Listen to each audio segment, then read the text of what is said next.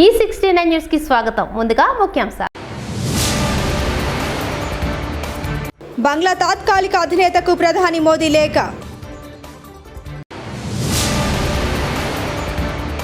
Delimitation కు వ్యతిరేకంగా తెలంగాణ అసెంబ్లీలో తీర్మానం. రేవంత్ రెడ్డి.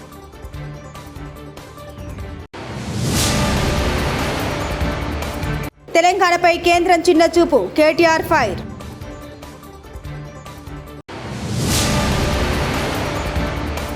పోలవరం ప్రాజెక్టు సందర్శనకు సీఎం చంద్రబాబు. షేక్ హసీనా ప్రభుత్వాన్ని పడగొట్టి తాత్కాలిక ప్రభుత్వ అధినేతగా యూనస్ మహమ్మద్ బంగ్లాదేశ్లో అధికారం చేపట్టిన నాటి నుండి ఆ దేశంలో హిందువులపై హింస చర్చనీయాంశంగా మారింది. విదేశాంగ మంత్రిత్వ శాఖ ఎంఈఏ అధికారిక నివేదిక ప్రకారం ఆగస్టు 2024 నుండి ఫిబ్రవరి 2025 మధ్య బంగ్లాదేశ్లో మైనార్టీలుగా ఉన్న హిందువులపై 2374కి పైగా హింసాత్మక దాడులు జరిగాయంటేనే పరిస్థితి తీవ్రంగా ఎలా ఉంటుందో అర్థం చేసుకోవచ్చు. ఈ కారణంగానే చిరకాల మిత్రులైన భారత్ బంగ్లా మధ్య దూరం పెరుగుతూ వస్తుంది. ఇలాంటి సమయంలో స్నేహహస్తం అందించేందుకు గాను ఇండియా ఎల్లప్పుడూ సిద్ధమనే సంకేతం పంపిస్తూ బంగ్లాదేశ్ 53వ స్వాతంత్ర దినోత్సవాన్ని పురస్కరించుకొని భారత ప్రధాని బంగ్లా తాత్కాలిక అధినేతకు లేఖ రాశారు. రాష్ట్రాల అభిప్రాయాలను పరిగణలోకి తీసుకోకుండా కేంద్రం ఇష్టానుసారంగా డిలిమిటేషన్ విధానంపై నిర్ణయం తీసుకుంటుందంటూ దక్షిణాది రాష్ట్రాలు తొలి నుండి తీవ్రంగా వ్యతిరేకిస్తూ వస్తున్నాయి. మొదట ఈ అంశంపై తమిళనాడు సీఎం స్టాలిన్ పోరాటం మొదలుపెట్టారు. తాజాగా సీఎం రేవంత్ రెడ్డి కూడా డిలిమిటేషన్ ప్రక్రియను ఖండిస్తూ శాసనసభలో తీర్మానం ప్రవేశపెట్టారు. డిలిమిటేషన్ అమల్లోకి వస్తే ప్రజలకు కలిగే నష్టాలను అసెంబ్లీ వేదికగా ఇలా వెల్లడించారు. అసలు నువ్వు లోపలేస్తావనే కదా నీకు ముఖ్యమంత్రి పదవి చేసింది, నువ్వెందుకు ఇట్లా సమయం పాటిస్తున్నావు లోపలేయమంటే కూడా నేను ఏ రోజు కూడా అటువైపు పోయలేదు అధ్యక్ష. అదేవిధంగా తెలంగాణను కేంద్ర ప్రభుత్వం పట్టించుకోవడం లేదని బీఆర్ఎస్ వర్కింగ్ ప్రెసిడెంట్ మాజీ మంత్రి కేటీఆర్ ఆరోపించారు. కేంద్ర బడ్జెట్లో తెలంగాణకు అన్యాయం జరిగింది, కానీ రాష్ట్ర బడ్జెట్లో మాత్రం ఆ ప్రస్తావన ఎందుకు లేదని ప్రశ్నించారు. తెలంగాణ పథకాలను కేంద్రం అనుకరిస్తోందని అన్నారు. తెలంగాణకు జరిగిన అన్యాయంపై డిప్యూటీ సీఎం మల్లు భట్టి విక్రమార్క మాట్లాడకపోవడం బాధాకరంగా ఉందని కేటీఆర్ మండిపడ్డారు. తెలంగాణ రాష్ట్ర బడ్జెట్ పై అసెంబ్లీలో కేటీఆర్ చర్చించారు. రాష్ట్ర బడ్జెట్ చూస్తే ఆశ్చర్యం వేస్తుందని అన్నారు. మాకు వచ్చింది సున్నానే కరెక్టే పార్లమెంట్ ఎన్నికల్లో, కానీ తెలంగాణకు వచ్చింది ఎంత దీక్ష ఈ బడ్జెట్లో, కేంద్ర బడ్జెట్లో గుండు సున్నా.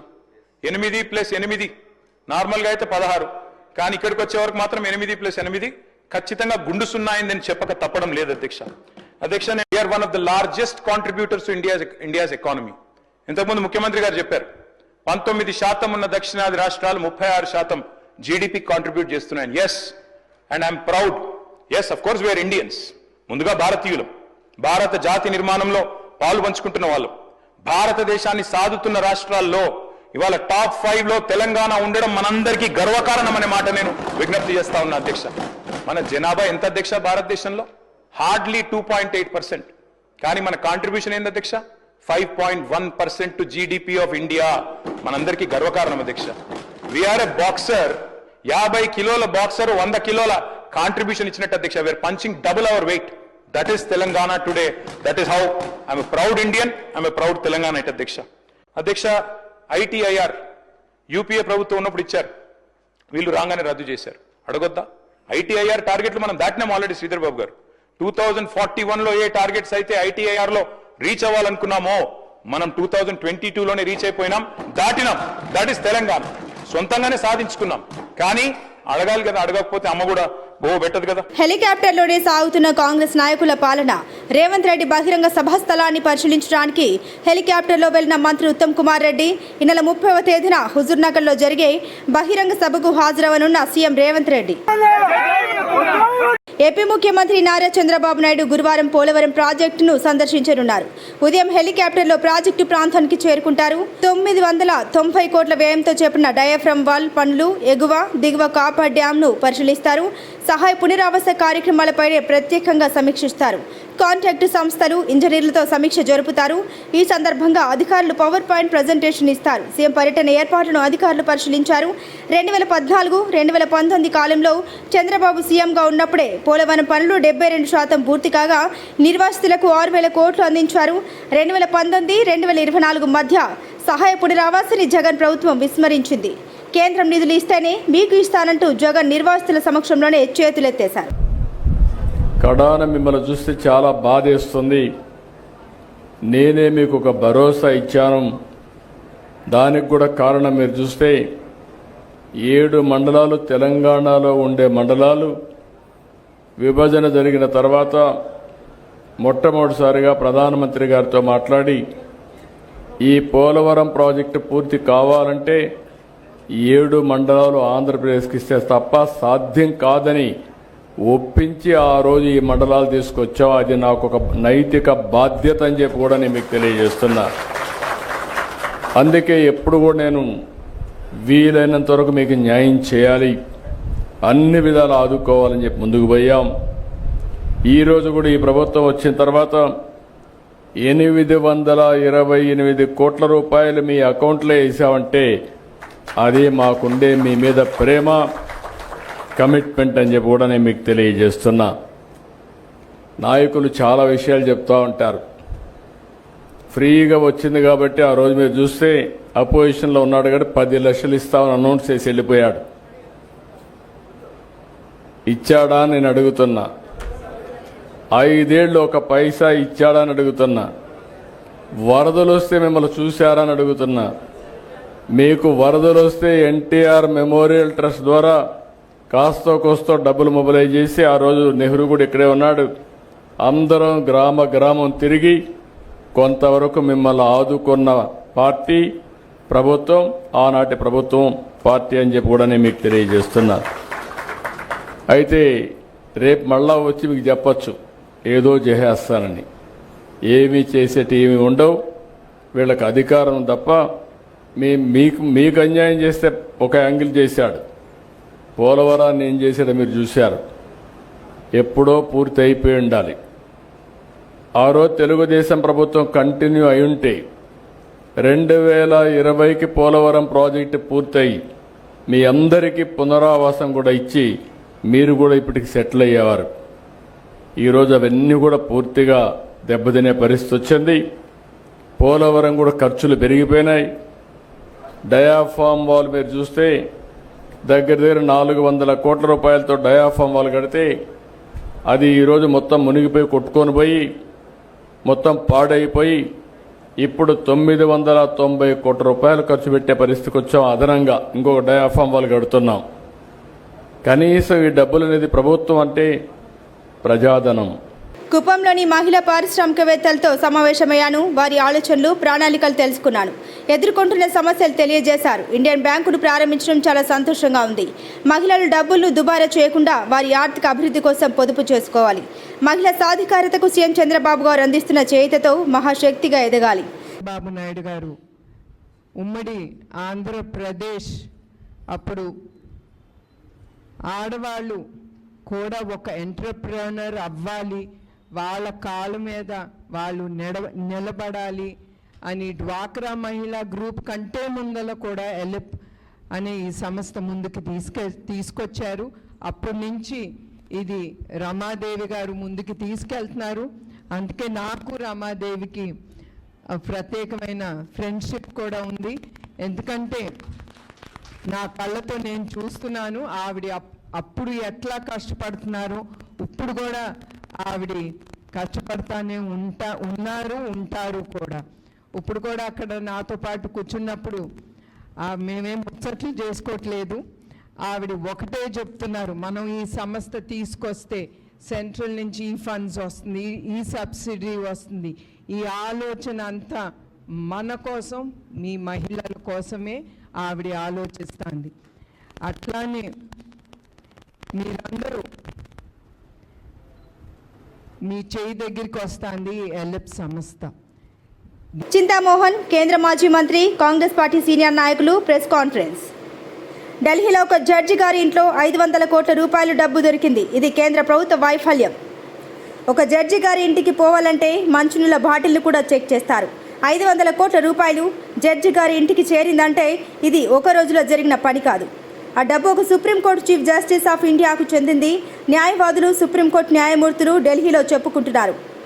పోలీసులకు తెలియకుండా, కేంద్ర హోంమంత్రికి తెలియకుండా, ప్రధానికి తెలియకుండా అంత డబ్బు వెళ్ళదు. దీనిపై విచారణ జరపాలి.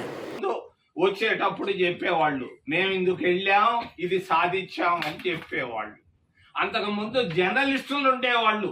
ప్రతి విజిట్ లో మరి దాదాపు ఒక 20, 30, 40 మందిని వాళ్ళు ప్రధానమంత్రి తీసుకెళ్లేవాళ్ళు ప్రత్యేక విమానంలో. ఈరోజు ఒక్క జర్నలిస్ట్ కూడా పోవటం లేదే. ఏమి జర్నలిస్టులు ఎందుకు అడగలేకపోతున్నారు? ఏమైంది పత్రికా స్వేచ్ఛ భారతదేశంలో? మరి ప్రధానమంత్రి 11 సంవత్సరాలు ప్రధానమంత్రిగా ఉంటూ ఈ రోజు దాకా ఒక్క ప్రెస్ కాన్ఫరెన్స్ కూడా చేయనటువంటి గొప్ప ప్రధానమంత్రి మన ప్రధానమంత్రి. ఒక్క ప్రెస్ కాన్ఫరెన్స్ ఈ 11 సంవత్సరాల్లో చేశాడా? ప్రతి ఒక్కరూ చేసేవాళ్ళు. కనీసం ఈ 11 సంవత్సరాల్లో ఒక్కసారి కూడా ప్రెస్ కాన్ఫరెన్స్ చేయనటువంటి ప్రధానమంత్రి గారు మన రాష్ట్ర ముఖ్యమంత్రి గారు. ఆయనంటే నాకు కొంత సాఫ్ట్ కార్నర్. ఎందుకంటే మేమందరం కాంగ్రెస్ లో ఉన్నవాళ్ళు. ఆయన యూత్ కాంగ్రెస్ లో, నేను యూత్ కాంగ్రెస్. 50 సంవత్సరాలుగా నాకు తెలుసు. ఆయన నిన్న జిల్లా కలెక్టర్ల మీటింగ్ లో మాట్లాడుతూ ఒక మాట అన్నాడు. నేను వింటూ వచ్చాను. ఆయన చెప్పుకొచ్చాడు, నేను ఎప్పుడు 4 సార్లు ముఖ్యమంత్రి అయ్యాను, ఎప్పుడు ఆర్థిక మంత్రులను కలిసిన వాడిని కాదు. నేను ఎన్నో సార్లు ఆర్థిక మంత్రిని కలిశాను, కానీ ఫలితం ఏమీ కనపడటం లేదన్నది ఆయనలో మదన, ఆవేదన, నాకు ఆ ఫ్రస్ట్రేషన్ కనిపించింది. ఆ అడ్కోవాడు లోను 11,000 కోట్లు 9% రేట్ ఆఫ్ ఇంట్రెస్ట్ ఇచ్చింది తప్ప ఏమిచ్చారు? ఇన్నిసార్లు పోతే ఫోన్ చేస్తే డబ్బు రావాలి ఆంధ్రప్రదేశ్ రాష్ట్రానికి.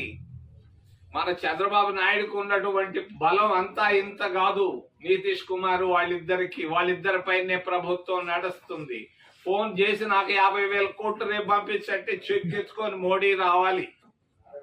అటువంటి పరిస్థితుల్లో నిన్న జిల్లా కలెక్టర్ల సమావేశంలో ముఖ్యమంత్రి గారు మాట్లాడిన మాట, ఆయనలో ఫ్రస్ట్రేషన్ అనేది కనిపిస్తా ఉంది. ఇది ఆంధ్రప్రదేశ్ రాష్ట్రం.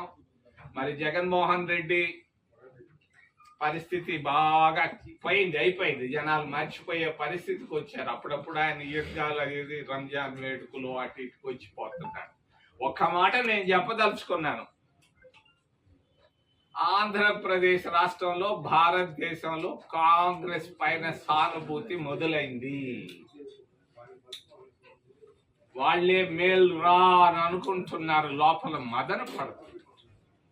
అన్ని వర్గాల్లో మైనారిటీలు, ఎస్సీలు, ఎస్టీలు, ఓబీసీలు, ఉద్యోగస్తులు, అందరిలో, జర్నలిస్టులలో కూడా ఉంది సానుభూతి ఉంది. కాకపోతే చిన్న చిన్న సంస్థాగత సమస్యల్లో కాంగ్రెస్ పార్టీ ఉందని తెలియజేస్తూ ఏదైనా ప్రశ్నలు ఉంటే దయచేసి అడగమని మిమ్మల్ని చేతులెత్తి ప్రార్థిస్తున్నాం.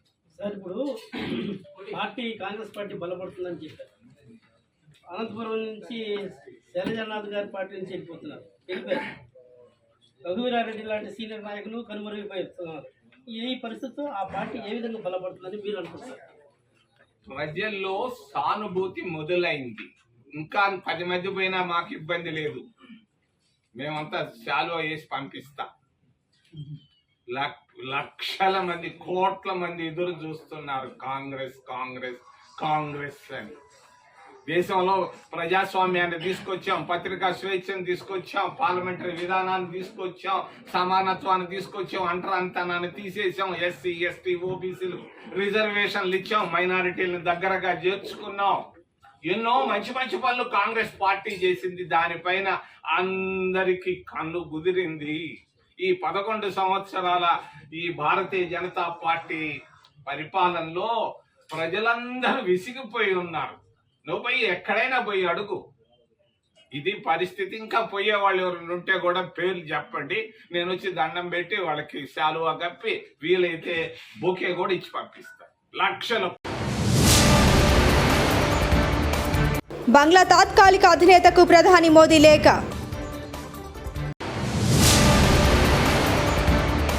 డిలిమిటేషన్కు వ్యతిరేకంగా తెలంగాణ అసెంబ్లీలో తీర్మానం. రేవంత్ రెడ్డి.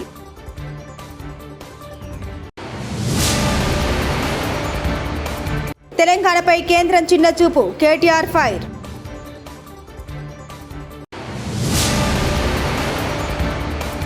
పోలవరం ప్రాజెక్టు సందర్శనకు సీఎం చంద్రబాబు. ఈ 69 న్యూస్ ఇంతటితో సమాప్తం. చూస్తూనే ఉండండి ఈ 69 న్యూస్.